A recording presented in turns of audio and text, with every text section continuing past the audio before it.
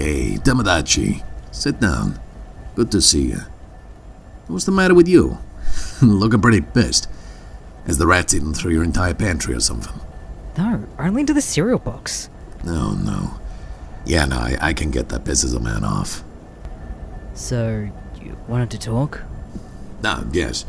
See, I had a little bit of a thought at home. Mm-hmm. You know, I was sitting about having a whiskey and whatnot, but I started thinking of you. Because, I want to take you out a little bit. I want to give you a little bit of a good glamour this night. Because, I have an offer. And a real good one. And what would that be? Simply put, Tomodachi, I want you to start working for me. I want to employ your skills up in the high streets. You mean... Yeah, we're talking Night City. Why? Because I want to be nice to a friend and I... No, why me? Why am I important? Well, Tomodachi, there's a little bit more to it, obviously. See, the thing about you is, you aren't augmented. Mm-hmm. And I mean, look at your son. You don't even have an implant. And you've been able to do some crazy stuff out there. Like, you've been able to fight augmented people both on the law and off the law. You've done everything imaginable. And you've come out on top a lot of them times. And even the times you didn't manage to go on top, you still managed to get out alive. You've got all your limbs attached and everything.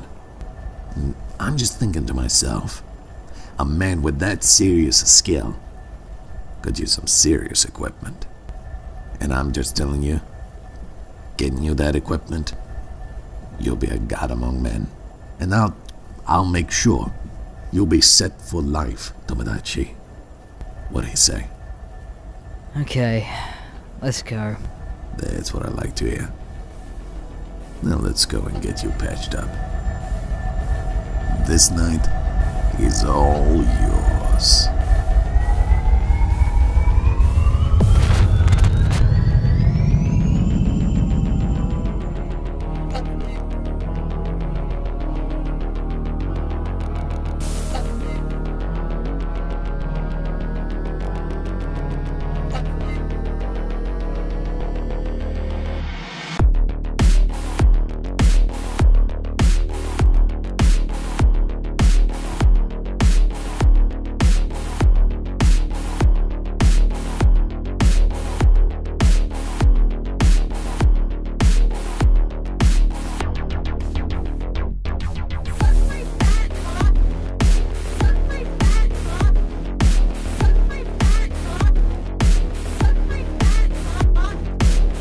Well, it's been a long time, hasn't it? Long time overdue, and it's time to finally get back into another role-playing game. And this one will be damn interesting, because tonight we are reviewing Cyberpunk 2nd Edition. So why are we going over the 2nd Edition? Why aren't we going over Cyberpunk Red, which is the newest one? Well, for a very good reason. The most recent game is set in 2077. This one is set in 2020. So I just want to see how badly or correctly they managed to predict the terrors of yesteryear. So let us go in and see just how well they got it. But before we get into that, I want you to understand Cyberpunk. So let me explain it very quickly.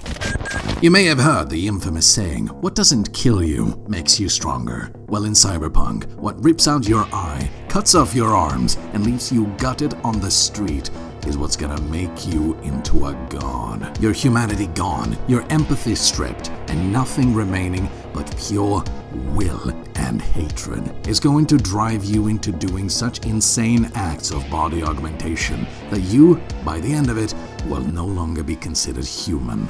You get every augmentation possible. You take every drug that your system can handle and you push it further every time. You are gone. What's left is a cyberpunk. This, however, is the glorified part of Cyberpunk, the one we're gonna be playing. However, if you were to actually live Cyberpunk, oh, you're in for a doozy. Cyberpunk is a little bit like 40K in this regard. It's nice to look at it from a distance and maybe toy with it every little once in a while, but actually living in it, no, you don't want to go close. Cyberpunk also stands out from the crowd by having its own version of bad living. And I'm not strictly talking about the poor and the desperate. No, everyone is poor and desperate. And let me tell you why. In the 1980s of the cyberpunk world, things were actually pretty alright. They were kind of comparable to that of our own. However, this began to change when the 90s came around. In the 90s of our world, the Soviet Union collapsed due to being the Soviet Union. However, in the cyberpunk world, 1994 was the official death date for the Soviet Union. But not only the Soviet Union, America came right with it. Yes, the world power of the Soviet Union alongside with the even bigger world power of America all crashed in the same year. And how the hell did this happen? Because of the combined might of Europe, they managed to create the World Stock Exchange that managed to crash the economies of both the United States and Soviet Russia. And I just want that to sink in for a second. This bunch of headless chickens managed to ruin the combined might of two of the largest superpowers known to man under the course of 1 year. That's fucking impressive. And as if the Eurozone economy conquering the world wasn't dumb enough, these suckers have also now managed to create the Eurospace Defense Agency that now has a dominance in space defense around the planet, with stations loaded with meteorites that are ready to crash upon any goddamn city that disobeys what they're saying. And, oh, if that wasn't bad enough, they are also not stocking up on nukes up there. They're stocking up on meteors, because that's a more nature-friendly option. I'd also like to take the time to petition the entire world to collectively now recognize that Cyberpunk no longer is science fiction, but is instead science fantasy, and the reason why is because this is fucking stupid! Okay, we'll play with the mind. We'll toss the opportunity that maybe in the future the European Union is in control of the world.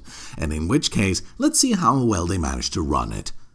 Oh, not too great. So 26 years later, everything is pretty much run by corporations, who are now governments in their own right. Where your passport says you're born in Disneyland, you're working in the agricultural sector, meaning you're working under McDonald's. And if it feels like you've fucking had it with the working standards, maybe you could go and complain to the workers' union. Except you can't. Those are abolished and illegal. Oh, and you seem to have forgotten that you signed a life contract, so you can't really quit. Oh well, see you tomorrow. Oh, also, say hi to the 16 other people you're now living with in the same apartment, because the apartment complex you're living in is localized on a single street with 8,000 inhabitants in one, and there's just one shower and one toilet. I mean, hey, it's better that you have it a little bit rough and tough at home than you having it on the streets where no one will protect you, and where the gangs are not only plentiful but downright abundant. But hey, if you're feeling a little bit threatened or you're feeling that someone's about to attack you, you can of course talk to your local PD. Oh,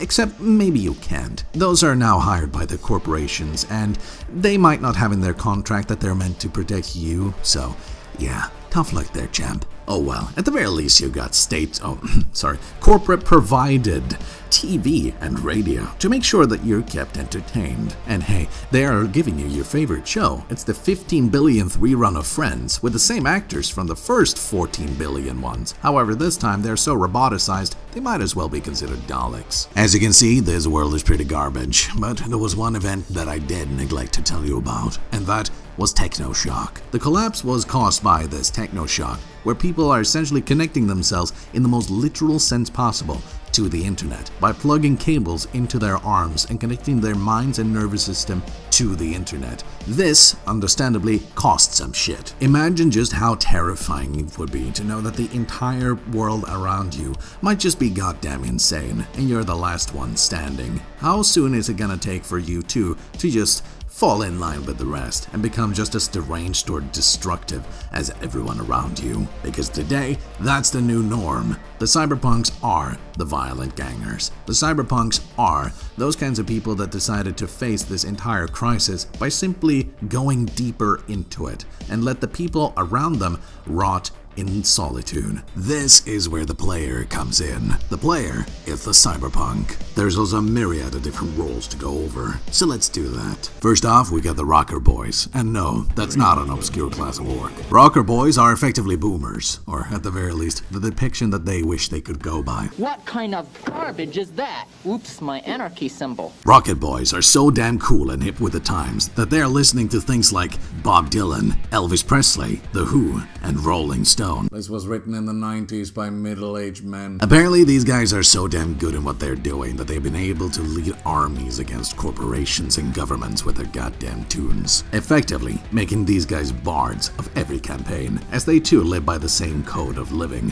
which is sex, drugs, and rock and roll.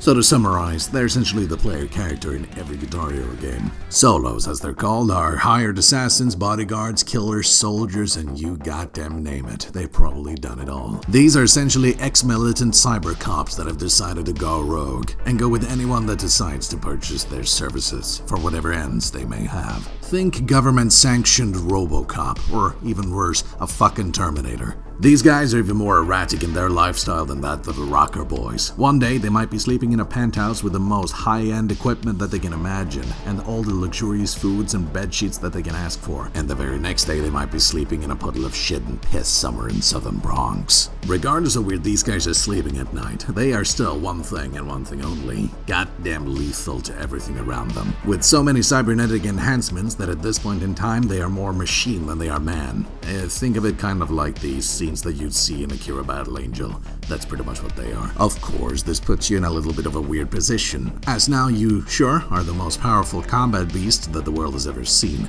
but also, you have a terrifying addiction to these substances that you're taking every day, just to make sure that you're gonna be not cracking someone's skull in simple agitation this morning. They are, essentially, every single mid-maxing edgy boy that you can imagine. Netrunners are cybernetic computer hackers, and of the scariest kind, the bored one. These kids were the same kids that managed to hack the entire school library's computer and exchange every single background picture with Goatsy. These would be the guys that would be able to make System Shock playable on Temple OS. And that's just what they do on their pastime. When these guys are working, they're connecting their literal brains to the internet for the purposes of data mining everything and everyone at all times. Sounds like whoever is facing these guys would need a VPN to protect themselves.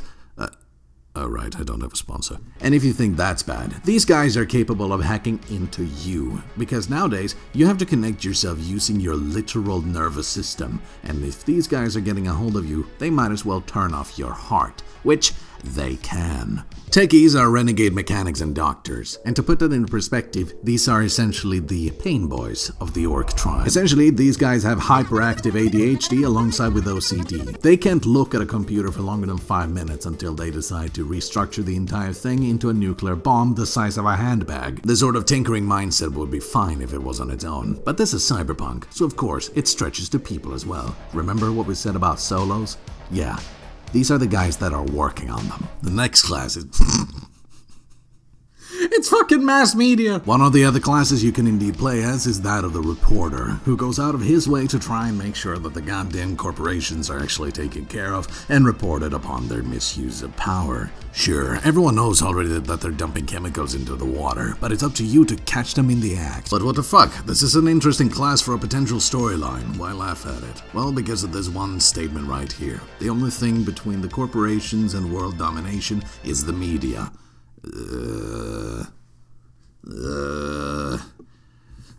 My petition still stands, Governor. Another potentially interesting class is that of the cop. Cops actually still do exist in this day and age, although they are somewhat different and a little bit segregated, should we say. Now they have been split up into several types, where you have those within the government itself and those that work within the corporations. Working as a corporate cop is pretty much the most lax thing you're gonna have, and even then, you're gonna have it the most amazing whilst doing it. I mean, come on, you're gonna be patrolling around fairly safe neighborhoods with heavy weapons, full combat armor, trauma team backup, and all manners of nice vehicles to play around with.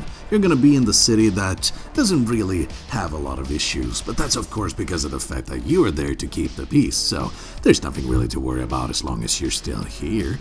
And hey, don't worry, you're doing a really good job of protecting us. You, on the other hand, are not gonna do that. Nah, you haven't reached that kind of level of fame yet. You need to go and do the dirty work where it needs to be done, meaning you have to get down and gritty in the burnout part of town. This is the place you don't want to be at, but it's the place you're at, so why not just make yourself at home? This is the kind of place where you have to fight every single criminal gang in existence. Cyber snakes rule! Murder hobo forever! And as if that that wasn't bad enough, you're also gonna have to face other cyberpunks that are gonna be some of the previous classes that I've mentioned. Oh, and if you thought you were shit out of luck already, wait until you face the cyber psychos. You look like a cut of fuckable meat, are you? The streets are harsh and brutal up front, but it's nothing like that of the next class, the corporates themselves. You get to play as the slick business raiders and multimillionaires themselves, and oh boy, do they have a world of hurt. Sure, they do not nearly have to deal with the same amount of shit that everyone else does on a daily basis. However, they've got some of the most harsh corporate culture that you can imagine. Sabotaging it for your colleagues just as well as your competitors, usually in the same stroke. Bribing someone to shut up, did that in the lunch break. Blackmailing someone for having a futanari Twitter, the 2 o'clock meeting. A promotion through assassination, sometime next Wednesday. This entire job is about being two-faced and backstabby. Your entire purpose here is for the purpose to accumulate one thing and one thing only. No, not money. Power. Connections can get you into high places, and money might be a good driving force, but it won't take it all the way. So, if you only have the right people with the right mindset to do exactly what you want, let's just say things become a hell of a lot easier. This is the kind of job that's so stressful that heart attacks are far more common here than in any other department. As you can tell, it is a little bit cuckoo. Okay, let's say becoming a corporate is a little bit too much effort for what it's worth, and becoming a solo, I don't think you want to be a literal Necron. So maybe we can find something in the middle, and yes, we most certainly can. So for your delectation, let me introduce the Fixers. The Fixers are workhorses that can do pretty much anything for anyone. So because of the fact that they can be the workhorse to any other class, these guys can be pretty much anything. For example, in a corporate war, you will be the guy that sells weapons to both sides of the conflict. Maybe a netrunner needs a physical hand to help them connect into a system that they have no reach in. Maybe a high-class solo wants to get a job and doesn't really find anyone, but you've got the contacts to get him in just where he can get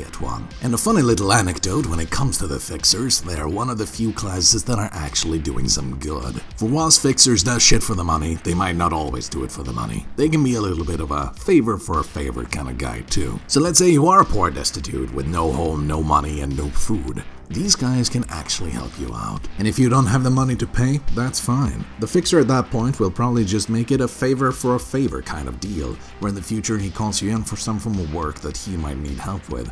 Hell, he might not even call you in at all. In a world as dark as Cyberpunk, these guys might be the saving angels that just, well, wants to help out for a change. Probably because they themselves came from the same situation you were in. So would the Fixers be the only good guys in the setting?